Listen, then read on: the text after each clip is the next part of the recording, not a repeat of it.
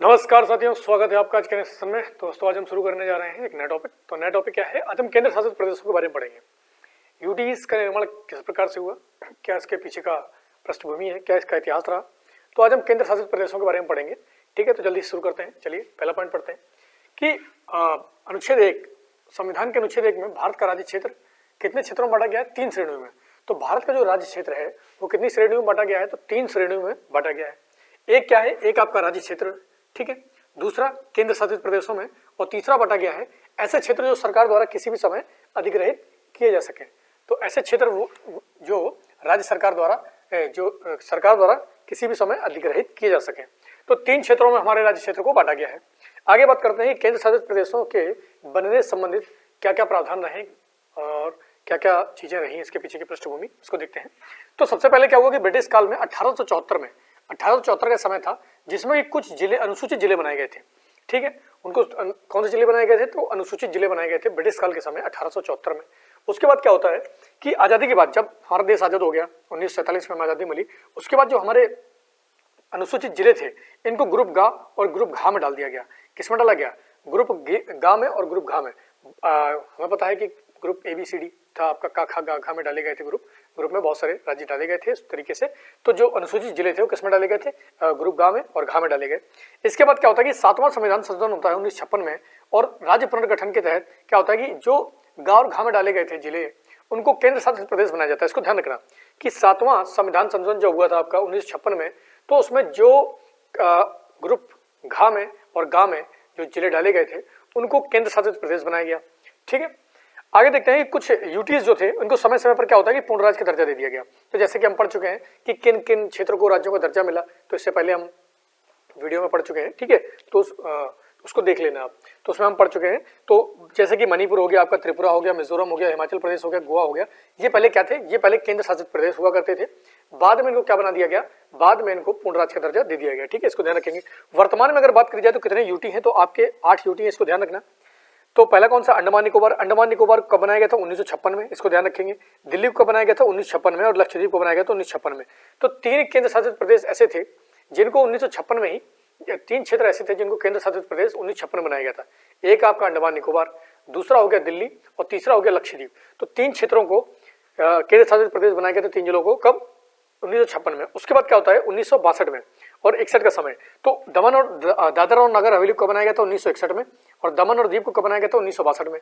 उसके बाद पौंडीचेरी और चंडीगढ़ को बनाया गया था दोनों को साथ में 1966 में। तो पौंडीचेरी और चंडीगढ़, इनको जो हमने केंद्र शासित प्रदेश बनाया था 1966 में बनाया था, उसको ध्यान रखना। बहुत सारे एग्जाम्स में यहाँ से बनते हैं। अच्छा, एक और चीज़ है कि दमन और दीव और दादरा और नगर हवेली को मर्ज कर दिया गया है, मिला दिया गया है। मतलब पहले दो अलग केंद्र शासित प्रदेश हुआ करते थे, अब इनको एक ही केंद्र शासित प्रदेश कर दिया गया है।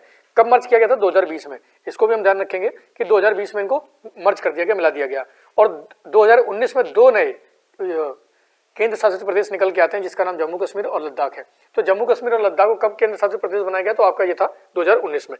तो ध्यान रखेंगे। तो वर्तमान में कितने केंद्र शासित प्रदेश हैं? 8, जिसमें अंडमान निकोबार, दिल्ली और लक्षद्वीप, आपका जो आपका लक्षद्वीप था उसको 1956 में केंद्र शासित प्रदेश बनाया गया। उसके बाद आता है आपका दादरा नगर हवेली 1961 में। उसके बाद आता है दमन दीव 1962 में। दादरा नगर हवेली और दमन और दीव को दोनों को मर्ज कर दिया गया था, कब? 2020 में। उसके बाद आपका आता है लक्षद्वीप, चंडीगढ़, सॉरी पुदुचेरी और चंडीगढ़। तो पुदुचेरी और चंडीगढ़ को आपका 1966 में केंद्र शासित प्रदेश बनाया गया।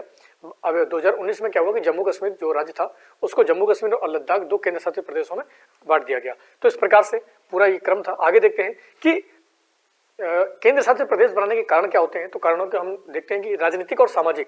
देखो, राजनीतिक कारण भी होता है, सामाजिक कारण भी होता है। समाज जो है ना, केंद्र शासित प्रदेश जो होते हैं वहाँ पर काफ़ी अलग प्रकार का समाज होता है, वो अलग माहौल चाहते हैं, अलग अपने लिए निवास चाहते हैं। तो इस तरीके से, और राजनीतिक कारण भी होता है कि राजनीतिक कारण की वजह से गवर्नमेंट समय समय पर अपने फायदे के लिए ऐसा काम कर लेते हैं। आगे सांस्कृतिक भिन्नताएं। तो जो माना कि कुछ अनुसूचित क्षेत्र हैं, अनुसूचित क्षेत्रों में क्या होता है कि उनकी भाषा, बोली, उनके रहन सहन का तरीका और उनकी पूरा जो कल्चर होता है वो अलग होता है।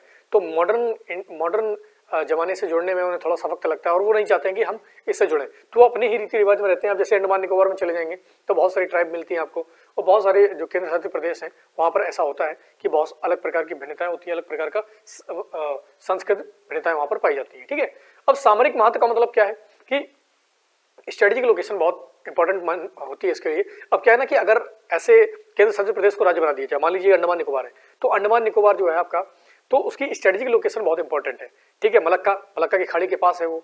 तो इससे क्या होता है कि भारत को वहां पर स्ट्रेटेजिक महत्व मिलता है वहां पर, कि अगर जैसे चाइना है, चाइना का काउंटर पार्ट करने के लिए वहां पर हम क्या है अपना नेवल बेस हमने तैयार कर लिया है, तो वहां पर हम मलक्का में ही उसको रोक सकते हैं। मेनलैंड इंडिया जब वो आएगा हमारी तरफ तो हम उसको मलक्का में ही रोक सकते हैं। तो सामरिक महत्व के लिए इसलिए अंडमान निकोबार जैसे हो गया आपका, लक्षद्वीप हो गया, पौंडीचेरी हो गया, तो इन सब पौंडीचेरी लक्षद्वीप वगैरह हो गए, तो इनको हम क्या करते हैं, इनको हमने केंद्र शासित प्रदेश में बांट रखा है कि केंद्र जब चाहे यहाँ पर कानून बना सकता है। क्योंकि अगर मान लो राज्य होगा वहां पर तो राज्य अपनी मनमानी करते हैं, तो इसी तरीके से उनको केंद्र शासित प्रदेश बनाया गया। सामरिक महत्व इसलिए इंपॉर्टेंट है। आगे है पिछड़े और अनुसूचित लोग जो होते हैं, जो पिछड़े लोग हैं, माना कि यूटी में जैसे अंडमान निकोबार लक्षद्वीप वगैरह में यहाँ पर ये जो यूटीज हैं यहाँ पर बहुत सारे पिछड़े लोग रहते हैं, तो इनको विशेष सुविधाएं प्रोवाइड कराने के लिए क्या होता है कि इनको डायरेक्ट केंद्र सरकार अपने अंडर में लेती है। तो ये हो गया प्रमुख कारण, इनको ध्यान रखना, एग्जाम में आ जाते हैं कभी कभी और बताने के लिए भी काफी इंपॉर्टेंट है। आगे प्रशासन की हम बात करते हैं, तो प्रशासन जो है, प्रशासन किस भाग में दिया गया, तो भाग 8 में दिया गया इसके बारे में। और अनुच्छेद कौन सा है, अनुच्छेद 239 से लेकर 241 के बारे में दिया गया। ध्यान रखना प्रशासन के बारे में भाग 8 में अनुच्छेद जो है 239 से 241। अब अगला पॉइंट है कि राष्ट्रपति प्रशासक की सहायता से कार्य करता है। अब जो यूटीज होते हैं वहां पर आपका जो प्रशासन करता है कौन करता है, राष्ट्रपति। किसकी सहायता से, प्रशासक की सहायता से। अगला इंपॉर्टेंट पॉइंट है कि राष्ट्रपति किसी राज्यपाल को राज्य के से सटे यूटी का प्रशासक बना सकता है, तो बिल्कुल बना सकता है। अगर हम बात करते हैं जैसे हमारे बंगाल के जो अंडर में बंगाल हाईकोर्ट के अंडर में आता है, कलकत्ता हाईकोर्ट के अंडर में आपका अंडमान निकोबार। तो अगर जो राज्यपाल है वो अगर बंगाल में है, मतलब पश्चिम बंगाल में अगर जो राज्यपाल है, तो राष्ट्रपति अगर उसे चाहे तो वो अंडमान निकोबार का उसको मतलब अतिरिक्त कार्यभार दे सकता है। ठीक है, तो ये इंपॉर्टेंट है कि एग्जाम में आ जाता है कि क्या ऐसा हो सकता है, बिल्कुल हो सकता है। अगली बात करते हैं कि विधानसभा कितने, जो हमारे केंद्र शासित प्रदेश है वहां पर विधानसभाएं हैं तो 2 हैं, एक है आपका पुदुचेरी, दूसरा है दिल्ली। तो पुदुचेरी में विधानसभा कब बनी थी, 1963 में, और दिल्ली में कब बनी थी, 1992 में। तो इस चीज को हम ध्यान रखेंगे। ठीक है, आगे बात करते हैं संसद यूटी को तीनों सूचियों पर विधि बनाने की शक्ति देता है। देखो वही बात मैंने बोली कि संसद जो है ना, संसद के पास तीनों सूचियों पर शक्ति बनाने की शक्ति प्राप्त होती है, जैसे संघ सूची, राज्य सूची और संवर्धी सूची। तो वहां पर जो कानून प्रभुत्व रखेगा वो किसका रखेगा, वो संसद का ही रखेगा, इसको ध्यान रखेंगे। संसद किसी भी यूटी के लिए हाईकोर्ट बना सकती है। अभी तक कितने जो केंद्र शासित प्रदेश उनमें हाईकोर्ट है तो एक ही है मात्र, वो आपका दिल्ली है। दिल्ली हाईकोर्ट का बनाया गया था 1966 में, तो उसको भी हम ध्यान रखें, मस्ट इंपॉर्टेंट पॉइंट है यहाँ पर। दिल्ली में हाईकोर्ट बनाया गया था 1966 में। अब मान लीजिए जो अदर यूटीज हैं वो किस हाईकोर्ट के अंडर में आती है, तो ये आपका जैसे दमन दीव हो गया, दादर नगर हवेली हो गया, ये मुंबई हाईकोर्ट के अंडर में आते हैं। अंडमान निकोबार आपका कलकत्ता हाईकोर्ट में, चंडीगढ़ जो है आपका पंजाब हरियाणा हाईकोर्ट में, और लक्षद्वीप जो है वो केरल हाईकोर्ट के अंतर्गत आता है। और आपका कौन सा बचा है, पुदुचेरी, तो वो आता है आपका मद्रास हाईकोर्ट। तो मैं लिख देता हूँ यहाँ पर, पुदुचेरी जो है ये आता है आपका मद्रास हाईकोर्ट के अंतर्गत। तो ये प्रमुख हमारी जो है, और ये तो पता ही है कि जम्मू कश्मीर और लद्दाख, जम्मू कश्मीर हाईकोर्ट इनका अलग से है। ठीक है, तो जम्मू कश्मीर हाईकोर्ट भी है, तो इनको फिलहाल के यूटी बना दिया गया है। आगे चल के शायद राज्य इनमें विधानसभा डली जाए या नहीं डली जाए, वो आगे का विषय है। ठीक है, तो अब देखते हैं। तो ये बहुत ज्यादा इंपॉर्टेंट पॉइंट है, यहाँ पर ध्यान रखना। यूटी किस प्रकार से बनी, क्या इनकी पृष्ठभूमि रही है, क्या क्या इंपॉर्टेंट पॉइंट यहाँ से निकल के आते हैं, प्रशासन किस तरीके से होता है इनका। ठीक है, अब एक और इंपॉर्टेंट चीज हम पढ़ लेते हैं, वो आता है दिल्ली संबंधित। थोड़ा सा इसको हटाते हैं,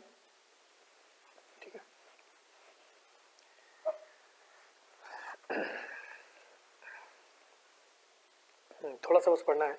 तो आगे हम बात करते हैं कब का, 69वां।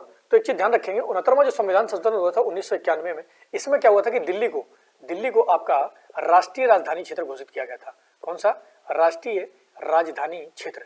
तो दिल्ली को आपका राष्ट्रीय राजधानी क्षेत्र कब घोषित किया गया था, 69वां संविधान संशोधन 1991 में। ठीक है, यहाँ पर क्या हुआ था कि दिल्ली में विधानसभा बनाई गई। अब विधानसभा में कुल जो सीटों की संख्या रखी गई थी वो 70, कितनी सीटों की संख्या थी, 70, और 70 सीटों की संख्या थी। और इसमें जो मंत्री बन सकते हैं वो केवल 7 बन सकते हैं, 7 मंत्री हो सकते हैं।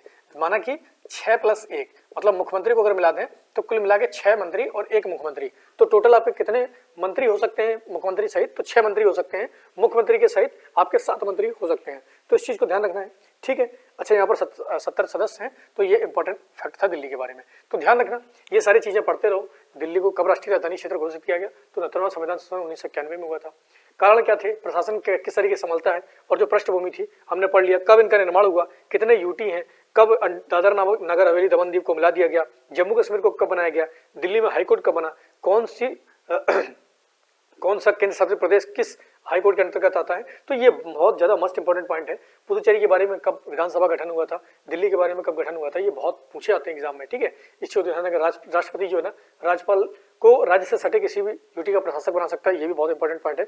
तो लगातार इसी तरीके से पढ़ाई करते रहो, लगातार इसी प्रकार से रिवीजन करते रहो और लगभग 70% 75% हमारा सिलेबस पूरा हो गया पॉलिटी का।